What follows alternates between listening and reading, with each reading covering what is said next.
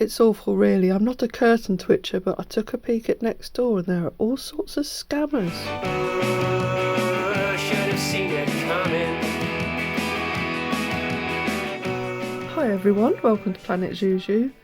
I'm very sad to report that Nextdoor now has scammers operating out of it. They've tried it on with other neighbours and they've tried it on with me too, 3 times already.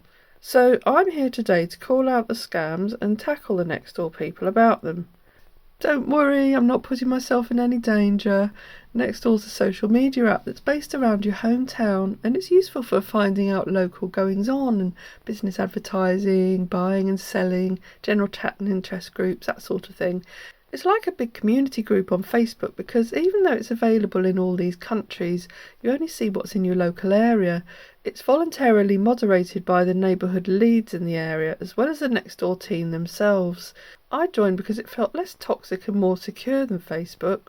Nextdoor says it's a trusted environment where all neighbours are verified, making it safe to share online the kinds of things you'd be okay sharing with your neighbours in person because, supposedly, every neighbour verifies their address and all members go by their real names. But I've seen obvious fake names on the platform, so that's not being monitored. They do make it much harder for someone who's not in the area to register though, and right up until recently they've done a pretty good job at keeping bad actors at bay. But then during the past few months, several people have posted about messages they've been receiving when they've offered up items for sale. These neighbours have allowed me to share their posts. T posted, "Hello neighbours, the below was what I got when I posted an item for sale. Account suspended. Verify account. Greetings from technical support. I am your personal assistant Alex. You are on the first stage of verification. Due to the increasing number of fraud cases, a user verification method has been introduced.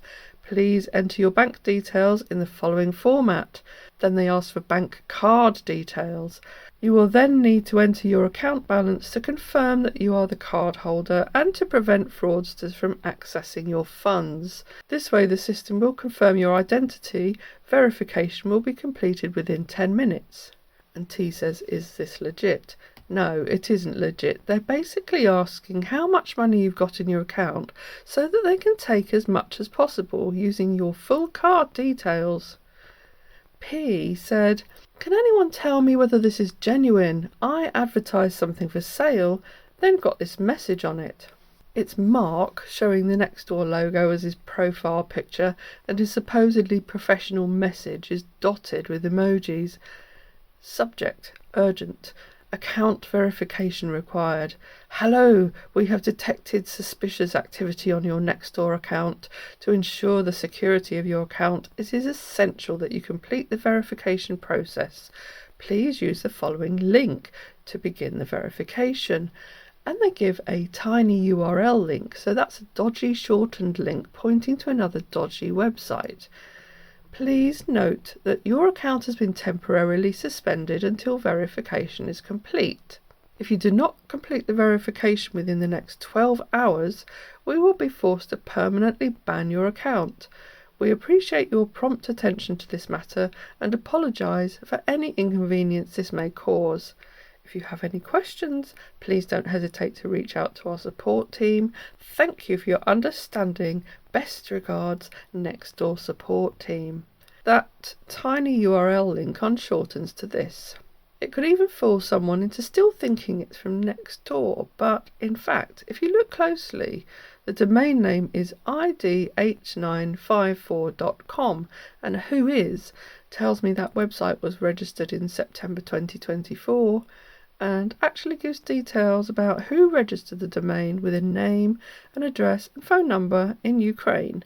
I'm a bit dubious that a scammer would reveal their true identity. They might be setting someone up, but the Gmail address does begin with bad boy, so who knows? If they are from Ukraine, shame on them for targeting people who've spent more public money, £12.8 billion, to support their war than any other country in Europe, and only second to the US. It's not a good look, is it? And then another neighbour posted this one. "Hi, I have just posted an item for sale on Nextdoor. I received this message. Is it genuine or a scam? We've got Leon. Hello, this is Nextdoor technical support. Due to the presence of scammers on our platform, we require you to complete a verification process to continue selling your products. For security reasons, you will need to scan a QR code. You can do this at, and they give a link.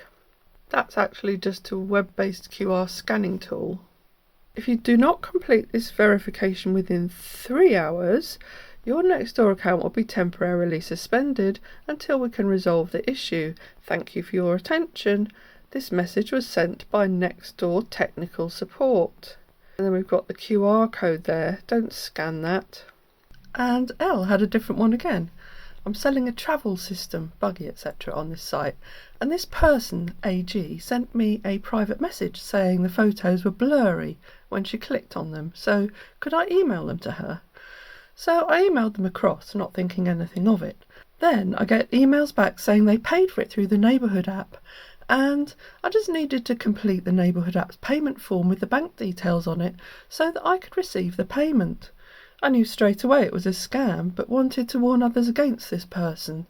So that one was phishing for an email address to take the scam off the Nextdoor platform so that no obvious suspicious activity was showing on their profile. And of course, now that email address can be used for all sorts of other scams. Would you have hesitated before sending photos by email? I certainly would have checked their profile for any suspicious activity and taken a good look at their email address too. N had quite a post rant because they'd been contacted several times. So why is it every time I put something up for sale in here I get a message from so-called admin asking to verify my account with my bank details and to state my balance? Something weird going on. I literally posted an item for sale and straight away got a buyer. Then someone from admin tells me to delete my account. Only 2 unused garden reclining chairs for sale, not anything of great value. Asking to verify my account or it will be deleted. Wanting bank details? I don't think so, whoever you are. Sergey, Verity, Isabella and Tiffany all want me to verify my account with my bank details or otherwise my profile on here will be deleted. Seriously, does anyone monitor this site? Well, let's see. I wrote to the Nextdoor team to report these scams and asked them what was going on, and this was their reply. As background, Nextdoor neighbourhoods have recently been the target of phishing attacks. While our neighbours' data has not been breached, the attackers have been using data stolen from other sites, including credit cards, social security, email, passwords, to impersonate real community members. One way they can do this is by logging into the accounts of legitimate neighbours who are using the same email address and password on Nextdoor that they have used on these other sites. Our security team has been working hard to stop these attacks.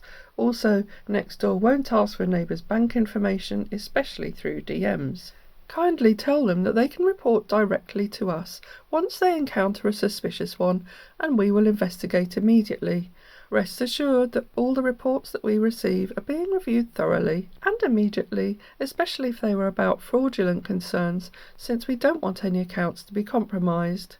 Our trust and safety team are doing their best to keep up with it, and we just don't based on the reports we're getting.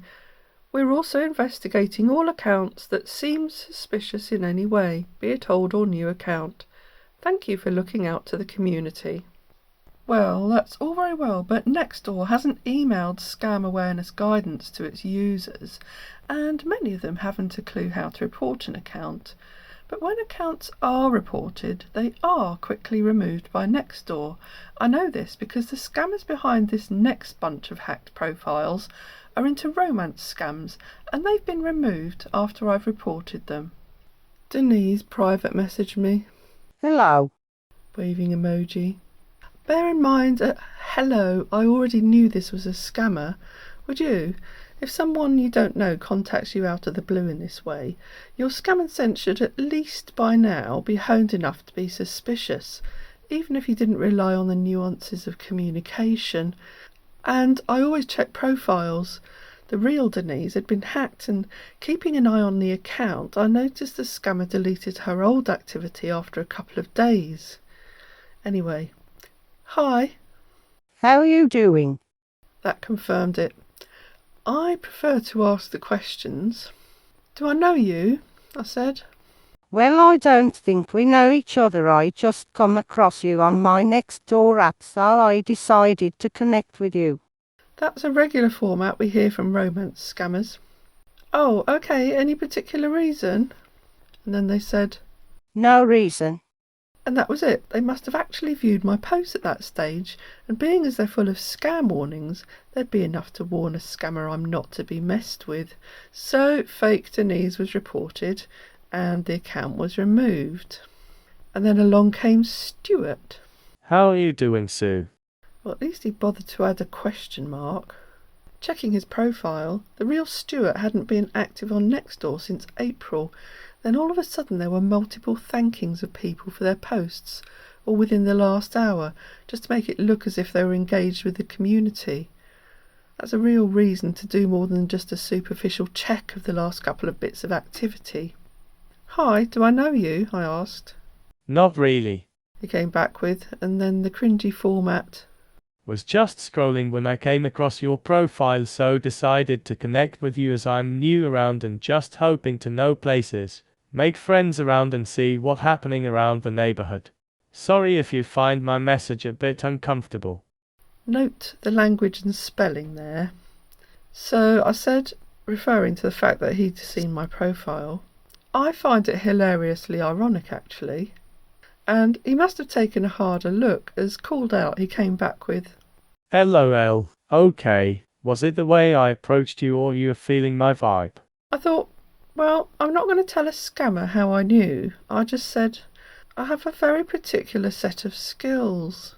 Gave him enough time to see it and then reported and blocked him.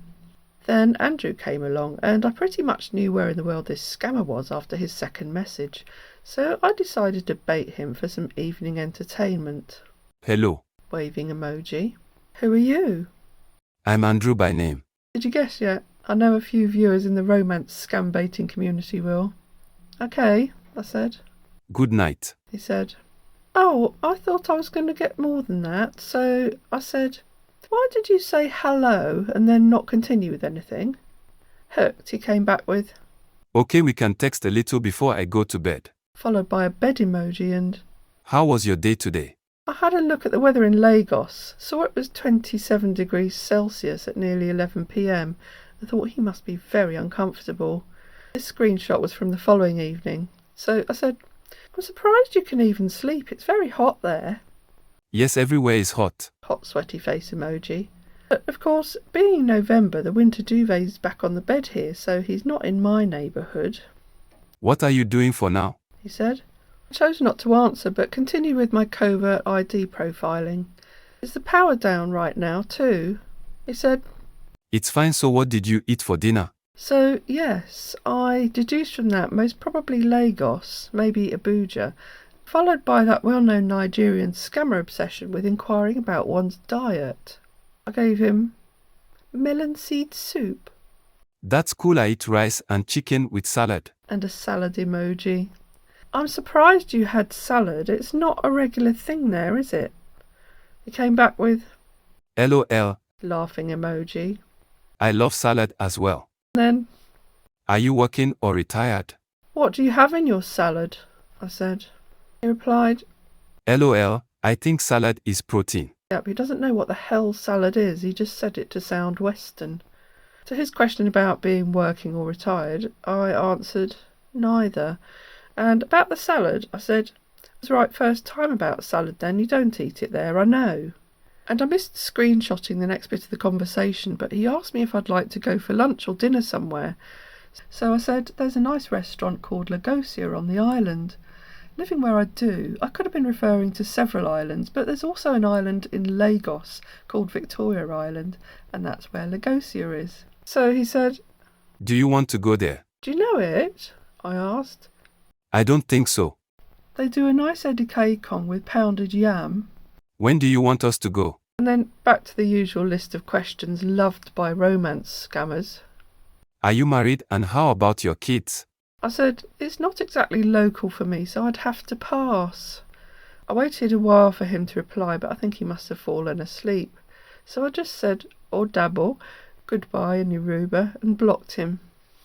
I know they've all been removed now, as I have no blocked profiles listed. Next, still with what to me looks suspiciously like hacker activity, was a number of posts and comments like this that I noticed that just look like pocket posts. You know, when your phone's in your pocket and you inadvertently type a load of gobbledygook. However, I saw the G with the breathe above it, and that's not something that would normally be found on a British Sheila's keyboard. In fact, I had to go to my character map to find it. According to Wikipedia, it's only used in a limited number of languages. It could be a bot testing a new hacked account connection, or with its own bug, just posting gobbledygook. Or it may already have been a scam post that was removed by the bot after a set time or number of responses, and replaced with a random string of characters to avoid any repeat spam detection that could be searched for or set up as keywords on the platform. Anyway, I reported it and it was removed. And finally, you always have to look out for dodgy things being sold on the marketplace, like these designer watches. Did you know it's illegal to import and sell counterfeit goods in the UK? Well, I hope you found that interesting. Thanks for watching, and I hope to see you again soon with another episode of Scamwatch 2024. Should have seen it coming.